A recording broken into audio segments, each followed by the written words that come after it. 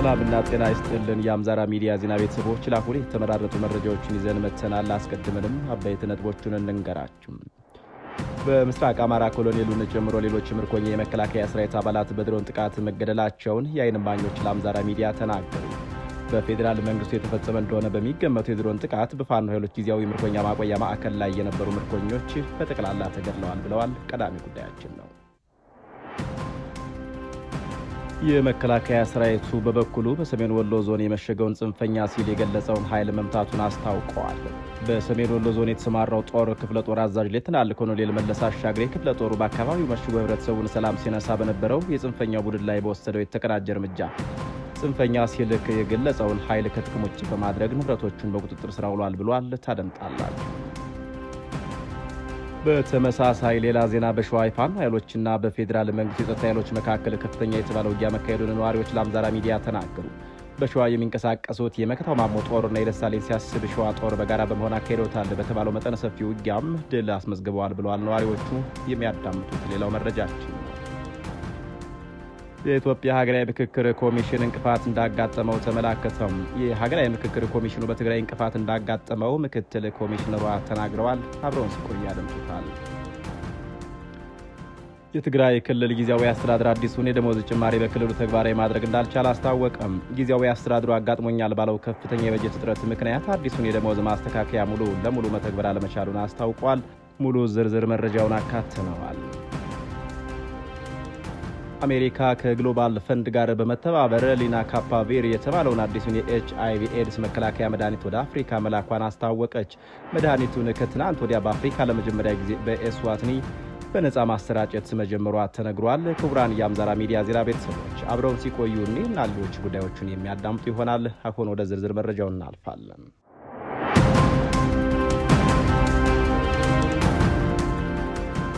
በምስራቅ አማራ ኮሎኔሉን ጨምሮ ሌሎች ምርኮኛ የመከላከያ ሰራዊት አባላቱ በድሮን ጥቃት መገደላቸውን የዓይን እማኞች ለአምዛራ ሚዲያ ተናገሩ። በፌዴራል መንግስቱ የተፈጸመ እንደሆነ በሚገመቱ የድሮን ጥቃት በፋኖ ኃይሎች ጊዜያዊ ምርኮኛ ማቆያ ማዕከል ላይ የነበሩ ምርኮኞች ተገድለዋል ብለዋል። በተፈጸመው የድሮን ጥቃት የ12ኛ ክፍለ ጦር ምክትል አዛዥ የነበሩት ኮሎኔል ዘሪሁን ማሙየን ጨምሮ ሌሎች የምርኮኛ መከላከያ ሰራዊት አባላቱ መገደላቸውን አምዛራ ሚዲያም ለማረጋገጥ ችሏል። ኮሎኔሉ ትናንት ምሽት ከመገደላቸው ከሳምንታት በፊት በተለያዩ ማህበራዊ መገናኛ ዘዴዎች በኩል ሲዘዋወር በነበረ ተንቀሳቃሽ ምስል የራሱን ህዝብ በድሮን መጥቶ የፈጀ ሲል የፌዴራል መንግስቱን መግለጻቸው አይዘነጋም። በምስራቅ አማራ የሚንቀሳቀሱ የፋኖ ኃይሎች ዘመቻ አባናደው በሚል ባካሄዱት ዘመቻ የተማረከው የሰሜን ምስራቅ እዝ የ12ኛ ክፍለ ጦር ምክትል አዛዥ ኮሎኔል ዘሪሁን ማሙዬ የተመሰከረላቸው ጀግና ወታደር እንደነበሩ ተነግሮላቸዋል። ህዳር 10 ቀን 2018 ዓ.ም በተፈጸመ የድሮን ጥቃት ኮሎኔሉን ጨምሮ ይህ ዘገባ እስከወጣበት ጊዜ ድረስ ቁጥራቸው በውል ያልታወቁ ምርኮኛ ሰራዊቶች መገደላቸውን የአምዛራ ሚዲያ ዜና ምንጮች አረጋግጠዋል። በምርኮኞች ጊዜያዊ ማቆያ አካባቢ በጥበቃ ስራ ላይ የነበሩ የፋኖ ኃይሎች ላይም መጠነኛ የመቁሰል አደጋ እንዳጋጠመ ምንጮች አክለዋል። ይህ በእንዲህ እንዳለ የመከላከያ ሰራዊቱ በበኩሉ በሰሜን ወሎ ዞን የመሸገውን ጽንፈኛ ሲል የገለጸውን ኃይል መምታቱን አስታወቀ። በሰሜን ወሎ ዞን የተሰማራው ጦር የክፍለ ጦር አዛዥ ሌተናል ኮሎኔል መለስ አሻግሬ ክፍለ ጦሩ በአካባቢው መሽጎ የህብረተሰቡን ሰላም ሲነሳ በነበረው የጽንፈኛ ቡድን ሲል በገለጸው ኃይል ላይ በወሰደው የተቀናጀ እርምጃ ጽንፈኛውን ከጥቅም ውጭ በማድረግ ንብረቶችን በቁጥጥር ስር አውለናል ብለዋል። ጽንፈኛ ቡድን ሲል የገለጸው ኃይል ከፍተኛ የሆነ ቁሳዊና ሰብአዊ ኪሳራ የደረሰበት መሆኑን የጠቀሰው ዘገባው በተካሄደው ዘመቻ በርካታ አባላቱ ሲደመሰሱ ጽንፈኛው ዘርፎ ሲጠቀምበት የነበረ ልዩ ተሽከርካሪና ቁሳቁስም በቁጥጥር ስር መዋሉን ተናግረዋል። በተመሳሳይ መልኩ የኮማንዶ ክፍለ ጦር ሬጅመንት በሰሜን ሸዋ ዞን ሞጃና ወደራ ወረዳ በአይሶፌና ፊላ ገነት ቀበሌ ጽንፈኛ ሲል በገለጸው ኃይል ላይ በወሰደው እርምጃ በርካቶችን ደምስሶ ትጥቆቹን በማረኩን የሬጅመንቱ ዋና አዛዥ ሻለቃው እንዲፍራው ሺፈራው ተናግረዋል። ጽንፈኛ በሚል የገለጸው ቡድን ዝርዝራዞች ሸጥ ለሸጥ እየተሽሎኮሎኩ ህዝቡን ሲዘርፉና ሲያሰቃዩ የነበሩ ሲሆን ሬጅመንቱ ከፍተኛ ክትትል በማድረግ ቅጥረኛ በሆነ ቡድን ላይ የማያዳግም እርምጃ ተወስዷል ነው የተባለው። በተመሳሳይ ሌላ ዜናም በሸዋ በፋኖ ኃይሎችና በፌዴራል መንግስት የጸጥታ ኃይሎች መካከል ከፍተኛ የተባለ ውጊያ መካሄዱን ነዋሪዎቹ ለአምዛራ ሚዲያ ተናገሩ።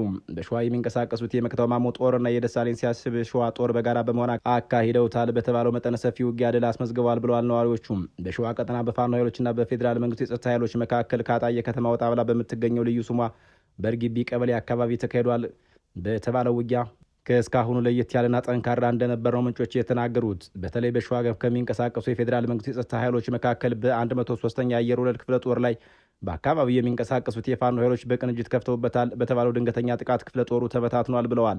ለአስጨራሽ ነበር የተባለው ውጊያው በተለይ በአመጃ ገብርኤል፣ በበርግቢ ውሃ ታንከርና በቴሌቶር አካባቢዎች የሸፈነ ታላቅ ተጋድሎ መደረጉና የተመላከተው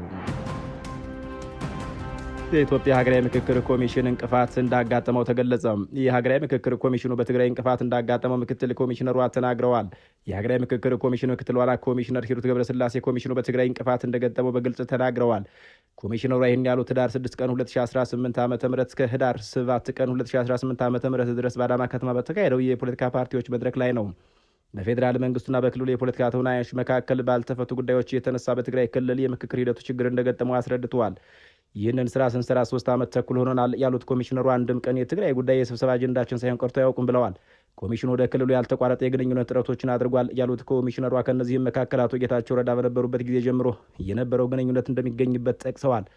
በክልሉ ምክክር ለማድረግ ያልጻፍነው ደብዳቤና ያላደረግነው የስልክ ጥሪ አልነበረም ሲሉም አክለዋል። ነገሮች እየተጓተቱብን ሲመጡ የፖለቲካ ፓርቲዎችን፣ ሲቪክ ማህበራትን፣ የማህበረሰብ ተወካዮችን፣ የመገናኛ ብዙሃን ባለሙያዎችንና ምሁራንን ወደ አዲስ አበባ በማምጣት እንዲሁም ወደ ክልሉ በመሄድም ጭምር ባለድርሻ አካላትን በቀጥታ ማነጋገር ጀመርን ብለዋል። ያም ቢሆን እየተሳካላቸው እንዳልነበር ነው ምክትል ኮሚሽነሯ በግልጽ የተናገሩት። የትግራይ ክልል ጊዜያዊ አስተዳደር አዲሱን የደሞዝ ጭማሪ በክልሉ ተግባራዊ ማድረግ እንዳልቻለ አስታወቀም። ጊዜያዊ አስተዳደሩ አጋጥሞኛል ባለው በከፍተኛ የበጀት እጥረት ምክንያት አዲሱን የደሞዝ ጭማሪ ወይም ማስተካከያ ሙሉ በሙሉ መተግበር አለመቻሉን አስታውቋል። የትግራይ ክልል ጊዜያዊ አስተዳደር ባጋጠመው ከፍተኛ የበጀት እጥረት ምክንያት አዲሱን የፌዴራል ሲቪል ሰርቪስ የደሞዝ ጭማሪ ሙሉ በሙሉ መተግበር አለመቻሉን የክልሉ እቅድ ኮሚሽን ያስታወቀው። የትግራይ እቅድ ኮሚሽን ኮሚሽነር ሀንሳ ተክላይ በክልሉ በከፍተኛ የገንዘብ ክፍተት ምክንያት አሁን ላይ አዲሱ የደሞዝ ማስተካከያ ተግባራዊ ማድረግ እንደማይችል ተናግረዋል። ኮሚሽነሩ አክለውም እንዳብራሩት የትግራይ ሲቪል ሰርቪስ ቢሮ መምሪያውን ተርጉሞ የራሱን ደንብ አዘጋጅቶ በክልሉ ካቢኔ አቅርቧል ብለዋል። ነገር ግን የአፈጻጸም ጊዜ ሰሌዳውን አሁን የከፍተኛ በጀት እጥረት አጋጥሞታል። ለዚህ ዓመት 12 ቢሊዮን ብር ያስፈልጋል ብለዋል። የፌዴራል መንግስቱ የላክልን ደግሞ 4.8 ቢሊዮን ብር ነው። ከ7 ቢሊዮን ብር በላይ ጉድለት አለብን ብለዋል። ሀንሳ የክልሉን ከጦርነት በኋላ ያለውን ነባራዊ ሁኔታ ከግምት ውስጥ በማስገባት የፌዴራል መንግስቱ ለጊዜ አስተዳደሩ ተጨማሪ የገንዘብ ድጋፍ እንዲያደርግም አሳስበዋል። አሜሪካ ከግሎባል ፈንድ ጋር በመተባበር ሊናካፓቪር የተባለውን አዲሱን የኤችአይቪ ኤድስ መከላከያ መድኃኒት ወደ አፍሪካ መላኳን አስታወቀች። መድኃኒቱን ከትናንት ወዲያ በአፍሪካ ለመጀመሪያ ጊዜ በኤስዋትኒ በነጻ ማሰራጨት መጀመሯ ተነግረዋል። የአሜሪካ ኩባንያ ያመረተው መድኃኒት በዓመት 2 ጊዜ ብቻ በመርፌ የሚወሰድና በኤችአይቪ በሽታ የመያዝ ዕድልን 100% በሚባል ደረጃ ሊከላከል እንደሚችል ተነግሮለታል። የአሜሪካ መንግስትና ግሎባል ፈንድ በቀጣይ የአውሮፓውያን ዓመት ለአፍሪካ ሌሎች ሀገራት 325,000 ዶዝ መድኃኒት እንደሚያሰራጩ ኤስዋትኒ ውስጥ በሰጡት መግለጫ ላይ አስታውቀዋል። በቀጣዩ 1 ዓመት ከመንፈቅ ውስጥ አሜሪካ ግሎባል ፈንድ መድኃኒቱን 2 ሚሊዮን ዶዝ ገዝተው ለማቅረብ ማቀዳቸውን የተገለጠው መድኃኒቱ ከፍተኛ ኤችአይቪ ስርጭት ባለባቸው ሀገራት በአግባቡ ጥቅም ላይ ከዋለም በሽታው በአጭር ጊዜ ውስጥ የሕዝብ ጤና ስጋት መሆኑ እንዲያበቃ ማድረግ ያስችላል ተብሎለታል። እንደ አስፈላጊነቱ ለመጀመሪያው ዙር ለመድኃኒቱ ስርጭት 10 የአፍሪካ ሀገራት መመረጣቸውን የተመላከተው። ክቡራን የአምዛራ ሚዲያ ዜና ቤተሰቦች ለአሁን የተመራረጡ መረጃዎችን ይህን ይመስሉ ነበር። ስለምትከታተሉ እናመሰግናለን። ጤና ይስጥልን።